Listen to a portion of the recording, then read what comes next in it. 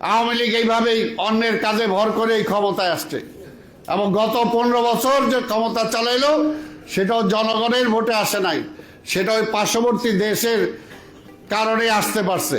তো এই কারণে বলবো যে দেশে এখনো গণতন্ত্র আসে নাই, মানুষের অধিকার ফিরে পায় নাই, মানুষের রাষ্ট্রের মালিকানা মানুষ ফিরে পায় নাই। সেই কারণেই বিএনপি লড়াই করছে এবং আমরা লড়াই করে যাব। যে পর্যন্ত নির্বাচন না আসবে সেই পর্যন্ত বিএনপি মাঠে আছে, মাঠে থাকবে। আর বিএনপি কখনো আপোষ করে নাই অন্যায়ের কাছে। আমাদের নেত্রী বেগম খালেদা জিয়া শত কিছু লোমের মুখেও কিন্তু বেগম খালেদা জিয়া আপোষ করে নাই। তারই সুযোগ্য সন্তান আমাদের নেতা তারেক রহমান আপোষ করা শিখে নাই দেশের প্রয়োজনে। তো সেই কারণেই আজকে বলবো সারা দেশে অন্যান্য রাজনৈতিক দল যারা আছেন আন্দোলনকারী, আমাদের নেতা বলেছেন আন্দোলন করেছে একসাথে, নির্বাচন করবে একসাথে, সরকার গঠনও একসাথে করতে চায়। কি কারণে?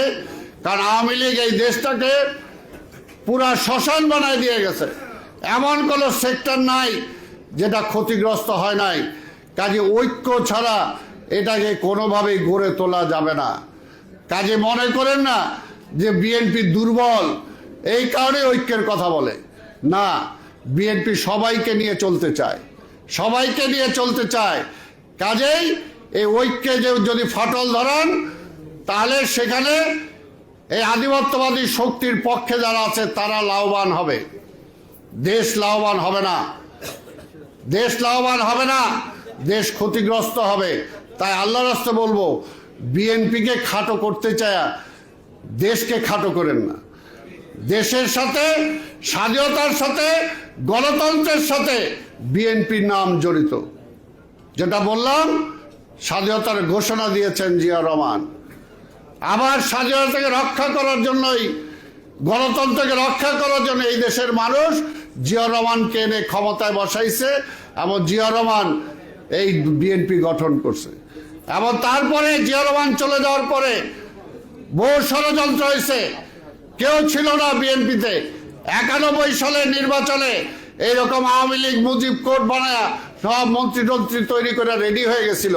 কিন্তু এই দেশের জনগণ 91-এর ভোটে প্রমাণ করে দিছে এই দেশের মানুষ জিয়া রহমানের পক্ষে আছে, বিএনপির পক্ষে আছে।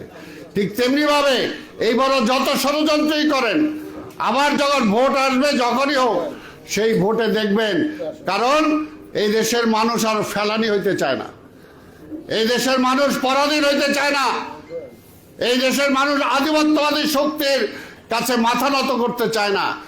এবং সেইটা শিখাইছে বিএনপি। বাংলাদেশের রাজনীতি দুইটা ভাগে বিভক্ত, দুইটা ভাগে বিভক্ত। একটা হলো আধিপত্যবাদী শক্তির পক্ষে আওয়ামী লীগ সহ যারা, আরেকটা হলো জাতীয়তাবাদী শক্তি বিএনপির পক্ষে যারা আছে। এর মাঝামাঝি কিছু নাই। এর মাঝামাঝি যদি কিছু করতে চান তাহলে আধিপত্যবাদী শক্তিকেই লাভবান করা হবে।